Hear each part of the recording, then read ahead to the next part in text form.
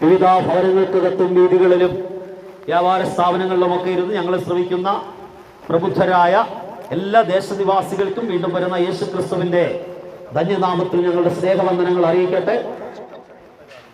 സത്യദൈവവും നിത്യജീവനുമായ യേശു ക്രിസ്തുവിന്റെ സനാതനമായ സത്യസുവിശേഷം ഒരു പ്രാവശ്യം കൂടി ദേശത്ത് അറിയിക്കുവാൻ ഞങ്ങൾ ആഗ്രഹിക്കുന്നു.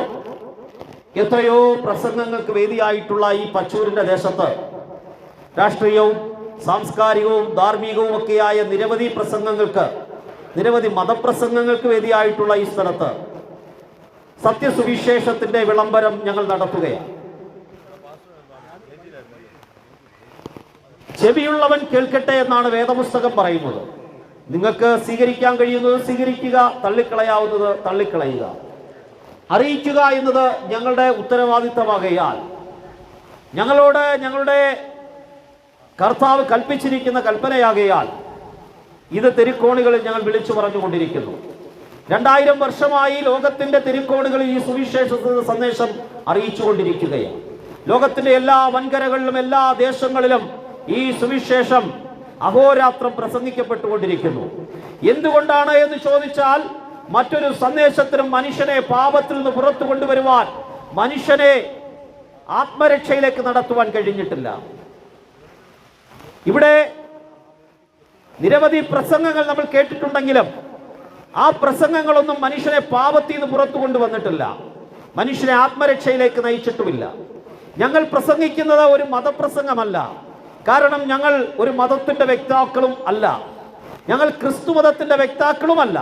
അതിനപ്പുറമായി ഞങ്ങൾ യേശു ക്രിസ്തു എന്ന ഏക സത്യ ദൈവത്തെയാണ് ഞങ്ങൾ അറിയിക്കുന്നത്. കാരണം മനുഷ്യന്റെ പാപത്തിന്റെ പരിഹാരത്തിനായി സ്വർഗം വിട്ട് താണഭൂമിയിലേക്ക് വന്ന് മനുഷ്യന്റെ പാപത്തിന്റെ പരിഹാരം ചെയ്ത ഒരുവനെ ഉലകത്തിലുള്ളൂ. അത് ഞങ്ങൾ പ്രസംഗിക്കുന്ന യേശു ക്രിസ്തുവാണ്. യേശു ക്രിസ്തു ഒരു മതം സ്ഥാപിച്ചിട്ടുമല്ല, യേശു ക്രിസ്തു ഒരു മതസ്ഥാപകനുമല്ല. എന്നാൽ യേശു ക്രിസ്തുവിന്റെ പേരിൽ പിൽക്കാലത്ത് രൂപപ്പെട്ടതാണ് ഇന്നത്തെ ക്രൈസ്തവ മതം. യേശു ക്രിസ്തുവിനെയാണ് ഞങ്ങൾ ഉയർത്തുന്നത്. ക്രിസ്തുവിന് മാത്രമാണ് നിങ്ങളെ പാപത്തിൽ നിന്ന് പുറത്തു കൊണ്ടുവരാൻ കഴിയൂ. വേദപുസ്തകത്തിൽ ഇങ്ങനെ ഒരു വാക്യമുണ്ട്: പാപികളെ രക്ഷിപ്പാൻ യേശു ലോകത്തിലേക്ക് വന്നു എന്നുള്ളത് എല്ലാവരും വിശ്വസിപ്പാൻ യോഗ്യമായ വചനം തന്നെ എന്ന്. യേശു വന്നത് പാപികളെ തേടിയാണ്, നമ്മളെ ഓരോരുത്തരെയും തേടിയാണ്. വിശുദ്ധ വേദപുസ്തകത്തിലെ ഏറ്റവും മനോഹരമായ ദൈവസ്നേഹത്തെ വർണ്ണിക്കുന്ന അതിമനോഹരമായ ഒരു വാക്യമുണ്ട്. ആ വാക്യം ഇങ്ങനെയാണ്: തന്റെ ഏകജാതനായ പുത്രനിൽ വിശ്വസിക്കുന്ന ഏവനും നശിച്ചു പോകാതെ നിത്യജീവൻ പ്രാപിക്കേണ്ടതിന് അവനെ നൽകുവാൻ തക്കവണ്ണം ദൈവം അത്രമാത്രം ലോകത്തെ സ്നേഹിച്ചു. ഇന്ന് പകൽ ദൈവസ്നേഹത്തിന്റെ ആഴമാണ് യേശുവിനെ ദൈവം ലോകത്തിലേക്ക് അയച്ചത്. ലോകം എന്ന് പറഞ്ഞാൽ നമ്മൾ ഓരോരുത്തരുമാണ്. പാപത്തിൽ വസിക്കുന്ന, പാപത്തിന്റെ പടുകുഴിയിൽ കിടക്കുന്ന, നന്മ വസിക്കാത്ത, തിന്മ മാത്രം ചെയ്തു ജീവിക്കുന്ന, നന്മ ചെയ്യണമെന്ന് ആഗ്രഹിച്ചാലും തിന്മ മാത്രം വെളിപ്പെടുന്ന, പലപ്പോഴും നന്മ മാത്രം ചിന്തിക്കണമെന്ന് ആഗ്രഹിച്ചാലും തിന്മ മാത്രം ഉൾത്തടത്തിൽ നിന്ന് വെളിപ്പെടുന്ന മനുഷ്യൻ, അതാണ് ലോകം. അങ്ങനെയുള്ള അധർമ്മവും അനീതിയും അരാജകത്വവും കൊലപാതകങ്ങളും ആത്മഹത്യകളും സകലവിധമായ പീഡനങ്ങളും സകല വിധമായ തിന്മ പ്രവൃത്തികളും കൊണ്ട് നിറഞ്ഞ ഈ ലോകത്തെ രക്ഷിക്കുവാൻ, ഈ ലോകത്തെ സ്നേഹിച്ച, ഈ ലോകത്തിലേക്ക് ഇറങ്ങി വന്നവനാണ് യേശു ക്രിസ്തു. യേശു ക്രിസ്തു ആരായിരുന്നു? യേശു ക്രിസ്തു ദൈവമായിരുന്നു. ദൈവമായിരുന്നു, ദൈവത്തോടൊപ്പമായിരുന്നു, ദൈവത്തിന്റെ സമത്വത്തിൽ വസിച്ചവനാണ്, ആ തേജസ്സിൽ വസിച്ചവനാണ്.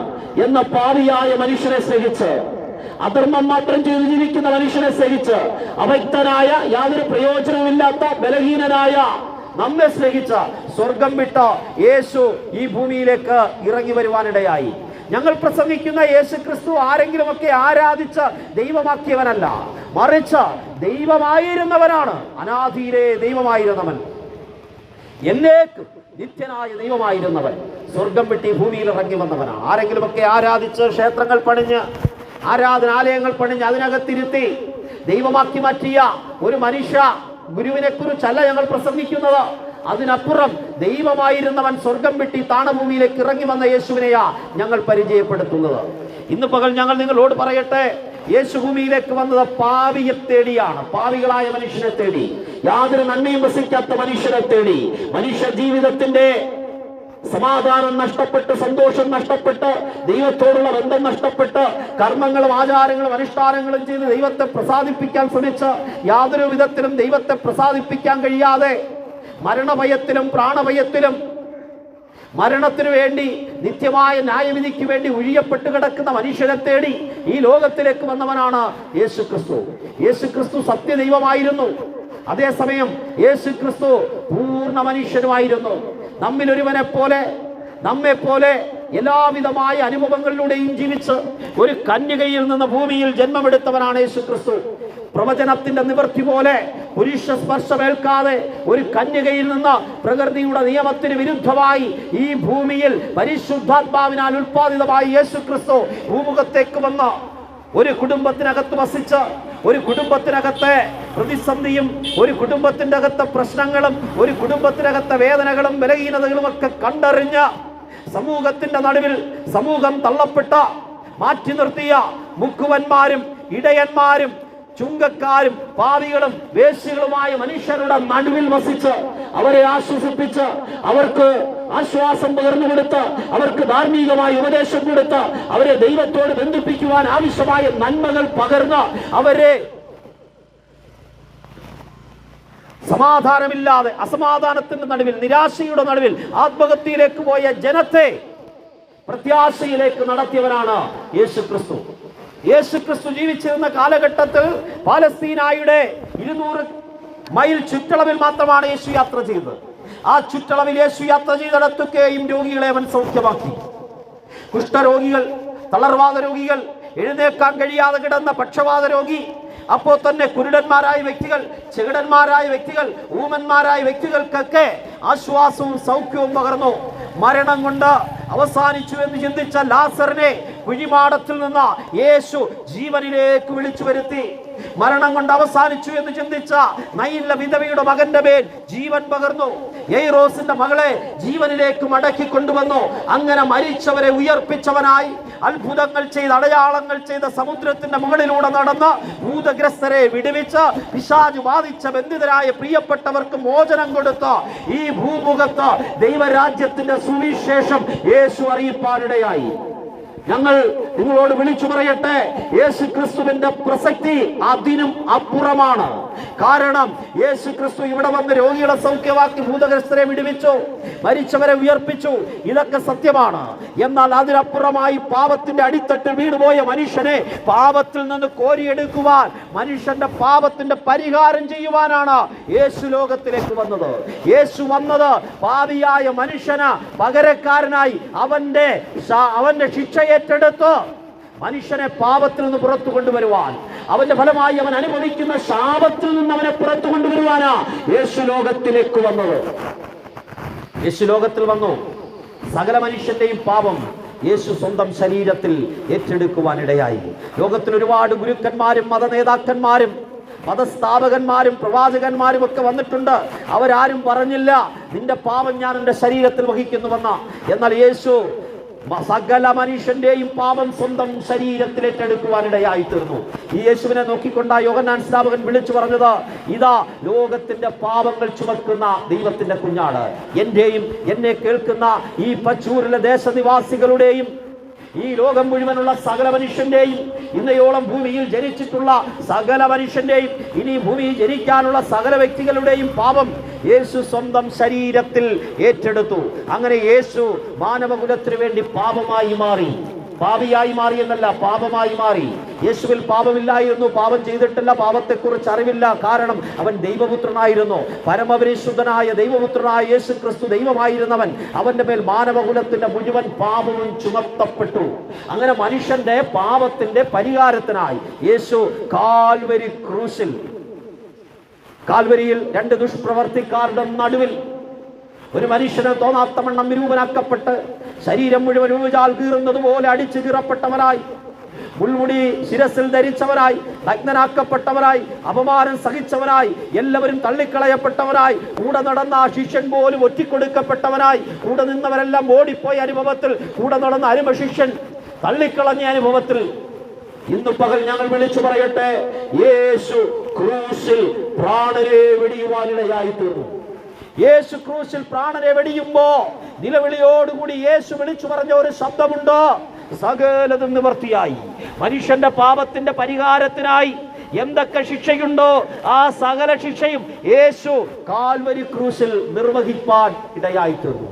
ഇന്ന് പകൽ ഞങ്ങൾ വിളിച്ചു പറയട്ടെ, യേശു ക്രിസ്തുവിന്റെ കാൽവരി ക്രൂശ് മരണം ഒരു ആത്മഹത്യയല്ല, ഒരു സ്വാഭാവിക മരണമല്ല, അതുമല്ലെങ്കിൽ ഒരു കൊലപാതകമല്ല, മറിച്ച് അതൊരു യാഗമായിരുന്നു.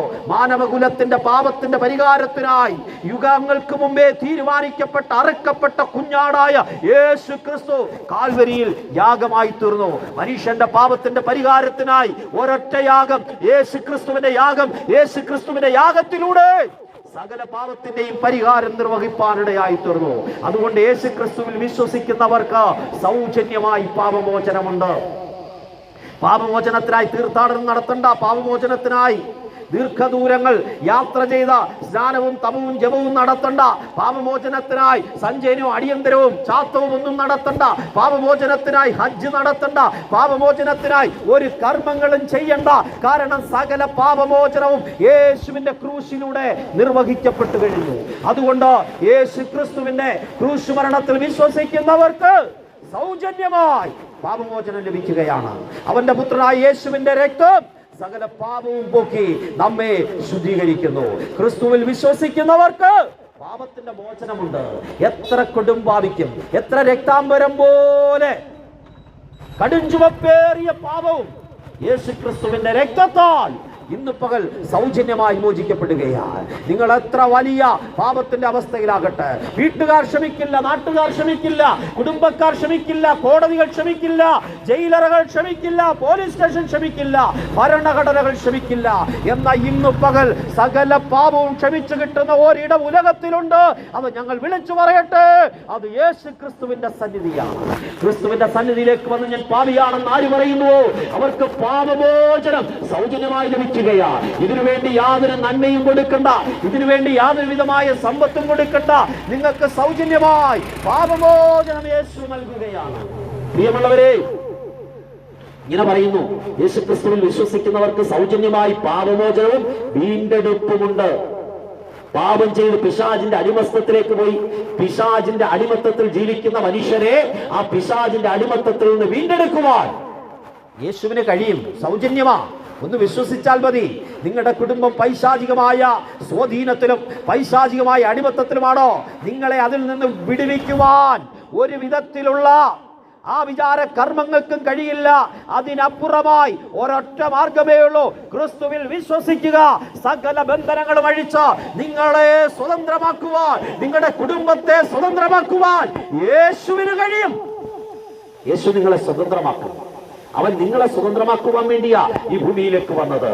പാപത്തിന്റെ അടിമത്തത്തിൽ കഴിയുന്ന മനുഷ്യന് പാപമോചനവും വീണ്ടെടുപ്പും സൗജന്യമായി നൽകുന്നു. അവന്റെ പുത്രനായ യേശു ക്രിസ്തുവിൽ വിശ്വസിക്കുന്ന ഏവർക്കും അവൻ പാപമോചനം മാത്രമല്ല, ഇങ്ങനെ പറയുന്നു, അവനെ കൈക്കൊണ്ട് അവന്റെ നാമത്തിൽ വിശ്വസിക്കുന്നവർക്ക് ദൈവമക്കളാകുവാൻ അധികാരം കൊടുക്കുന്നു. യേശു ക്രിസ്തുവിലൂടെ സൗജന്യമായി ദൈവത്തിന്റെ മകനും മകളുമായി നിങ്ങൾക്ക് മാറാൻ കഴിയും. അതിന് ഒത്തിരി ദീർഘദൂര യാത്ര ചെയ്ത തീർത്ഥാടനങ്ങളോ കർമ്മങ്ങളോ ഒന്നും വേണ്ട. ഇരിക്കുന്ന ഇരിപ്പിലിരുന്നു കൊണ്ട് യേശുവിനെ വിശ്വസിച്ച് യേശുവിന് വേണ്ടി നിങ്ങളുടെ ജീവിതത്തെ സമർപ്പിക്കാമെങ്കിൽ സൗജന്യമായി നിങ്ങൾക്ക് ദൈവത്തിന്റെ മകനായി മാറും. ആ ദൈവിക അധികാരം നിങ്ങളുടെ മേൽ പകരുകയാണ്.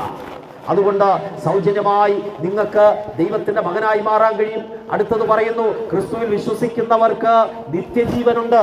നിത്യജീവൻ എന്ന് പറഞ്ഞാൽ നിത്യനായ ദൈവത്തോടൊപ്പം വസിക്കാനുള്ള അവകാശമാണ് നിത്യജീവൻ. നിത്യനായ ദൈവത്തോട് കൂടെ വസിക്കുക, അതിനുള്ള അവകാശം നമുക്ക് ലഭ്യമാകുന്നു. അതെങ്ങനെയാ ലഭ്യമാകുന്നത്? ക്രിസ്തുവിൽ വിശ്വസിക്കുന്നതിലൂടെ. ക്രിസ്തുവിൽ വിശ്വസിക്കുന്നതിലൂടെ നിങ്ങൾക്ക് ദൈവത്തോടുള്ള ബന്ധം, ദൈവത്തോടുള്ള സമാധാനം, ദൈവത്തോടുള്ള കൂട്ടായ്മ നിങ്ങളുടെ ജീവിതത്തിലേക്ക് മടങ്ങി വരികയാണ്. അതാ ഞങ്ങൾ അനുഭവിക്കുന്ന സന്തോഷം. ഒരിക്കൽ നാട്ടുകാർക്കും വീട്ടുകാർക്കും സകലർക്കും തലവേദനയായി രാഷ്ട്രീയ പ്രവർത്തനങ്ങളും അതുപോലെയുള്ള എല്ലാ തിന്മകളും ചെയ്ത് ജീവിച്ചിരുന്ന ഞങ്ങള് ജീവിതത്തിലേക്ക് മടക്കി കൊണ്ടുവന്നത് ഈ യേശു ക്രിസ്തുവിന്റെ സ്നേഹമാണ്, ഈ സുവിശേഷത്തിന്റെ സന്ദേശമാണ്. അതുകൊണ്ടാണ് ലജ്ജ കൂടാതെ ഈ തിരുക്കോടിൽ നിന്നുകൊണ്ട് ഞങ്ങൾ സുവിശേഷത്തിന്റെ സന്ദേശം നിങ്ങളോട് വിളിച്ചു പറയുന്നത്. നിങ്ങളുടെ ജീവിതത്തിലേക്ക് മടക്കി കൊണ്ടുവരുവാൻ, പാപത്തിൽ നിന്ന് പുറത്തു കൊണ്ടുവരുവാൻ, നിങ്ങളുടെ കുടുംബത്തിന്റെ പേരുള്ള ശാപക്കെട്ടുകളെ അഴിച്ചു മാറ്റുവാൻ കഴിയുന്ന ഏക സന്ദേശം ഇത് സുവിശേഷത്തിന്റെ സന്ദേശമാണ്. യേശു നിങ്ങളെ സ്വതന്ത്രമാക്കും, നിങ്ങൾക്ക് നിത്യജീവൻ നൽകും. യേശു ക്രിസ്തു പറഞ്ഞു, ഞാൻ തന്നെ ജീവനും പുനരുത്ഥാനവുമാണ്. യേശുവിൽ വിശ്വസിക്കുന്നവർക്ക് മരിച്ചാൽ മരണത്തിനപ്പുറമുള്ള ഒരു പുനരുത്ഥാനമുണ്ട്. കാരണം യേശു മരിച്ചു, യേശുവിനെ അടക്കം ചെയ്തു. എന്നാൽ മൂന്നാം ദിവസം യേശു കല്ലറകളെ ഭേദിച്ച് ഉയർത്തെഴുന്നേറ്റ് വന്നു. ദൈവപുത്രനെ പിടിച്ചു വെക്കുവാൻ മരണവാസങ്ങൾക്ക് കഴിഞ്ഞില്ല. അവൻ ഉയർത്തെഴുന്നേറ്റ ദൈവമാകയാൽ ഇന്ന് പകൽ ഞങ്ങൾ വിളിച്ചു പറയട്ടെ, ക്രിസ്തുവിൽ വിശ്വസിക്കുന്ന സകലർക്കും മരണത്തിനപ്പുറം ഒരു പുനരുത്ഥാനമുണ്ട്. നിങ്ങൾ യേശുവിൽ വിശ്വസിക്കുന്നുവെങ്കിൽ നിങ്ങൾക്ക് മരണത്തിന് ശേഷം ഒരു പുനരുത്ഥാനവും ദൈവത്തോടൊപ്പമുള്ള നിത്യവാസവും നിത്യമായ ആനന്ദം, നിത്യമായ സ്വർഗം ദൈവം നിങ്ങൾക്ക് നൽകുകയാണ്. തികച്ചും സൗജന്യമായി അത് നിങ്ങൾക്ക് വേണ്ടി ദൈവം നൽകി തരികയാണെന്ന് ഇന്ന് പകൽ ഞങ്ങൾ നിങ്ങളോട് വിളിച്ചു പറയട്ടെ. മരണത്തിന് ശേഷം ഒരു മനുഷ്യൻ ജീവിച്ചിരിക്കുമ്പോൾ സകല തിന്മയും അധർമ്മങ്ങളും അനീതിയും ചെയ്ത് ജീവിച്ചിട്ട് മരിച്ചതിന് ശേഷം ആരെങ്കിലും നടത്തുന്ന കർമ്മങ്ങളും ആചാരങ്ങളും അനുഷ്ഠാനങ്ങളും ഒന്നും കൊണ്ട് ഒരു മനുഷ്യരെയും സ്വർഗത്തിലെത്തിക്കാൻ കഴിയില്ല. ജീവിച്ചിരിക്കുമ്പോൾ യേശുവിനെ അറിഞ്ഞ് ദൈവത്തോട് ചേർന്ന് കടന്ന് ദൈവത്തെ സ്നേഹിച്ച് ദൈവത്തോട് ചേർന്ന് നന്മയിൽ ജീവിച്ചാൽ ഒരു മനുഷ്യന് മരണശേഷവും ദൈവത്തോടൊപ്പം വസിക്കാം. അതല്ലാതെ മനുഷ്യൻ ചെയ്യുന്ന കർമാചാരങ്ങൾ കൊണ്ട്, മരണശേഷം നടത്തുന്ന ക്രിയകൾ കൊണ്ട് ഒരു മനുഷ്യയെയും സ്വർഗത്തിലെത്തിക്കാൻ കഴിയില്ല. അതുകൊണ്ട് ഞങ്ങൾ ഈ സന്ദേശം നിങ്ങളോട് കൈമാറുന്നു. നിങ്ങൾക്ക് നിത്യതയിൽ, നിത്യസ്വർഗത്തിൽ, നിത്യമായ ആനന്ദത്തിൽ, നിത്യമായ സമാധാനത്തിൽ ജീവിക്കാൻ ആഗ്രഹമുണ്ടെങ്കിൽ ഇപ്പോൾ ഈ ശരീരത്തിൽ ഇരിക്കുമ്പോൾ 70, 80, ഏറിയാൽ 100, 102 വയസ്സ് വരെയൊക്കെ ഭൂമിയിൽ ജീവിച്ചിരിക്കുന്ന മനുഷ്യൻ ഈ ശരീരത്തിലിരിക്കുമ്പോൾ യേശുവിനെ അറിയണം, യേശുവിനോട് ചേർന്ന് നടക്കണം, യേശുവിൽ വിശ്വസിക്കണം. നിങ്ങൾക്ക് ജീവിതത്തിൽ സ്വർഗം സ്വന്തമാക്കാൻ കഴിയും. മറ്റൊരു മാർഗവുമില്ല. വഴിയും സത്യവും ജീവനും ഞാനാകുന്നു, ഞാൻ വഴിയല്ലാതെ ആരും പിതാവിന്റെ അടുക്കൽ എത്തുന്നില്ല എന്ന യേശു ക്രിസ്തു പറഞ്ഞത്. ദൈവസന്നിധിയിൽ എത്തിച്ചേരാൻ ഒരു വഴിയേ ഉള്ളൂ, യേശു എന്ന വഴി. ദൈവസന്നിധിയിൽ എത്തിച്ചേരാൻ ഒരേ ഒരു മാർഗമേ ഉള്ളൂ, യേശു എന്ന മാർഗം. ദൈവസന്നിധിയിൽ എത്തിച്ചേരുവാൻ ഒരൊറ്റ മാർഗമേ ഉള്ളൂ, യേശു ക്രിസ്തു എന്ന ഏക മാർഗം. അതുകൊണ്ട് ഇന്ന് പകൽ ഞങ്ങൾ നിങ്ങളോട് വിളിച്ചു പറയുകയാണ്, ക്രിസ്തുവിൽ വിശ്വസിച്ച നിങ്ങൾ നിത്യരക്ഷ പ്രാപിക്കണം. സ്വർഗത്തിൽ നിന്നിറങ്ങി വന്ന ദൈവപുത്രൻ, പൂർണ്ണ ദൈവമായിരുന്നവൻ മനുഷ്യനായി ഭൂമിയിൽ അവതരിച്ചു. അതുകൊണ്ട് മനുഷ്യനും ദൈവത്തിനും മധ്യസ്ഥനായി ഒരുവനേ ഉള്ളൂ, ഞങ്ങൾ പ്രസംഗിക്കുന്ന യേശു ക്രിസ്തു. മറ്റൊരു മധ്യസ്ഥനുമില്ല, മറ്റൊരു മധ്യസ്ഥന്മാരുമില്ല. ദൈവത്തോട് മനുഷ്യനെ ബന്ധിപ്പിക്കാൻ കഴിയുന്ന ഒരേ ഒരു മധ്യസ്ഥൻ യേശു ക്രിസ്തുവാണ്. കാരണം അവൻ പൂർണ്ണ ദൈവമായിരുന്നു, പൂർണ്ണ മനുഷ്യനായിരുന്നു. ദൈവമെന്തെന്നും മനുഷ്യനെന്തെന്നും പൂർണ്ണമായി അറിയാവുന്നവൻ യേശു ക്രിസ്തു മാത്രമാകയാൽ യേശു ക്രിസ്തുവിനുള്ള വിശ്വാസത്താൽ മാത്രമാണ് ഒരുവന് ദൈവസ്ഥനിൽ എത്തിച്ചേരാൻ കഴിയുന്നത്. ഒരു വാക്യം കൂടി ഞങ്ങൾ വിളിച്ചു പറഞ്ഞ് ഞങ്ങളുടെ സന്ദേശം അവസാനിപ്പിക്കുവാൻ ആഗ്രഹിക്കുകയാണ്. വേദപുസ്തകം അടിവരയിട്ട അർത്ഥശങ്കയ്ക്കിടയില്ലാതെ വണ്ണം അസന്ദിഗ്ധമായി വിളിച്ചു പറയുന്ന വാക്യം, മറ്റൊരുത്തരിലും രക്ഷയില്ല. ആകാശത്തിന്റെ കീഴിൽ മനുഷ്യരുടെ ഇടയിൽ നമ്മുടെ രക്ഷയ്ക്കായി നൽകപ്പെട്ട ഒരേ ഒരു നാമം, അത് യേശു ക്രിസ്തുവിന്റെ നാമം മാത്രമാണ്. ഒരു മതത്തിലോ മതസംഘടനയിലോ ഗുരുക്കന്മാരിലോ ആചാര്യന്മാരിലോ അല്ലെങ്കിൽ ഇസങ്ങളിലോ ഒന്നും രക്ഷയില്ല. രക്ഷ യേശു ക്രിസ്തുവിൽ മാത്രമെന്ന് അറിയിച്ചുകൊണ്ട് വാക്കുകൾക്ക് വിരാമം കുറിക്കുന്നു. ദൈവം നമ്മെ സഹായിക്കട്ടെ.